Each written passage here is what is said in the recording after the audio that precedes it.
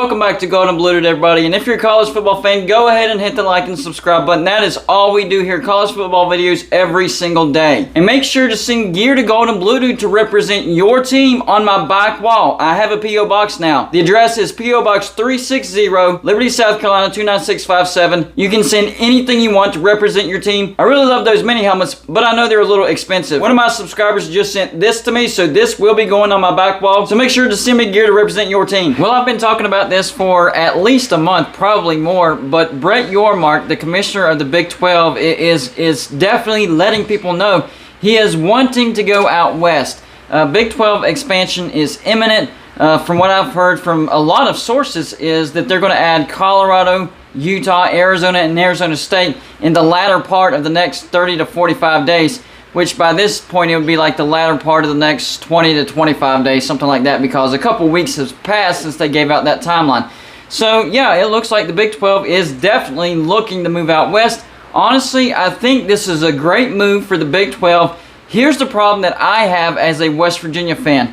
We have conflicting interests because yes, I 100% agree. It is the right decision for the Big 12 to go after these teams out of the Pac-12. But these teams on the east side of the Big 12, they're kind of left out on an island. I'm talking about West Virginia, Cincinnati, and UCF.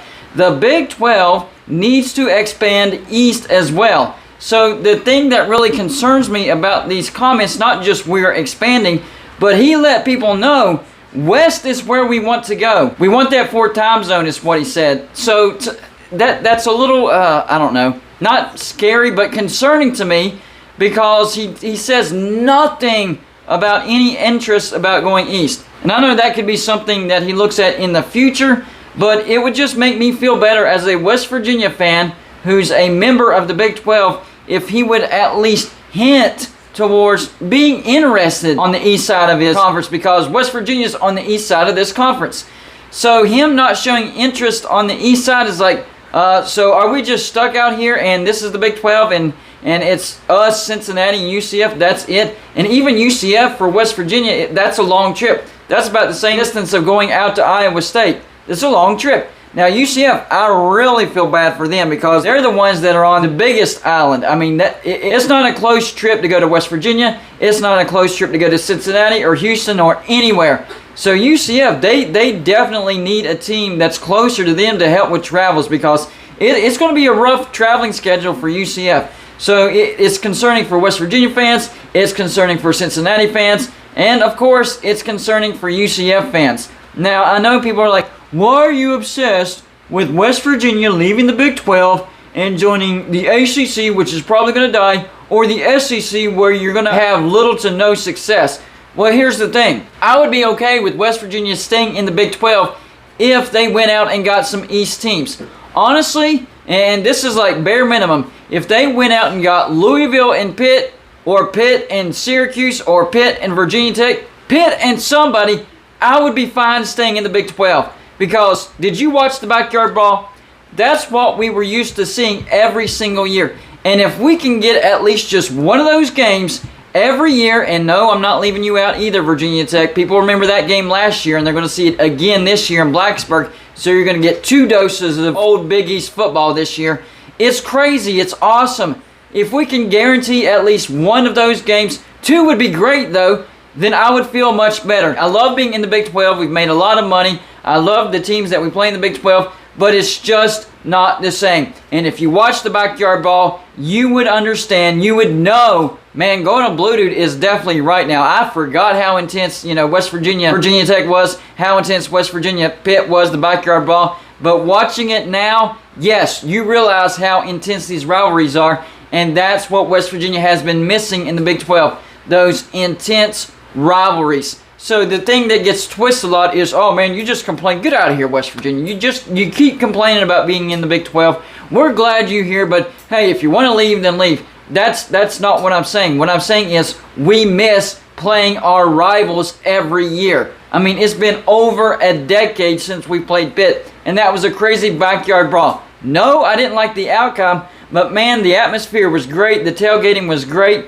Even the camaraderie was great. It used to be Pitt and West Virginia fans. I mean, there was fighting going on back in the 80s, early 90s. Big time brawls. That's why they call it the Backyard Brawl. The distance and friends choosing either to be a Pitt fan or West Virginia fan. I heard so many stories up there in Pittsburgh of people in northern West Virginia and the city of Pittsburgh, southern Pennsylvania, you know, groups of friends. Some just liked West Virginia more and some just liked Pitt more, and they were still friends, but they had to choose a side. And then once that happened, they didn't like each other on that particular game day, but afterwards, of course, they're still friends.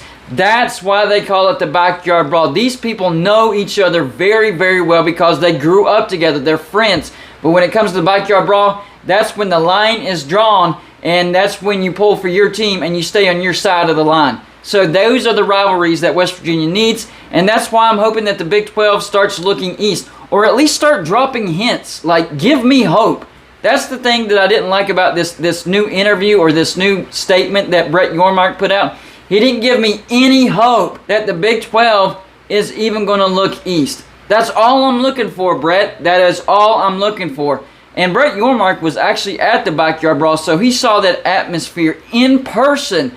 Hopefully that influences him somehow, some way, to somehow try to get those teams out east, because he saw the atmosphere, how important that game is to West Virginia and Pitt, for that matter, and to college football. It was a big game. Most watched Thursday night game in like 5 years, something like that. Most watched ACC game in forever. That was a great game. He saw it in person. He was able to feel the atmosphere, not just see it on TV. It's one thing to watch it on TV. It's a whole different ball game being there in person, and that was great. I am blessed to have said that I was at the 2022 Backyard Brawl. I even have my cup. This is going to be a permanent part of my background now. Just a $10 cup at the Backyard Brawl. It's going to be in my background forever. That's how much I love the Backyard Brawl. And hopefully we can get this game settled in. And I don't know, maybe even if Pitt can't join the Big 12, because we all know the grant of rights, ironclad, the buyout's ridiculous. Basically $500 million per team. There's no way the Big 12 would pay that. So even if we couldn't get Pitt, maybe we can line something up to where it's an out-of-conference rivalry.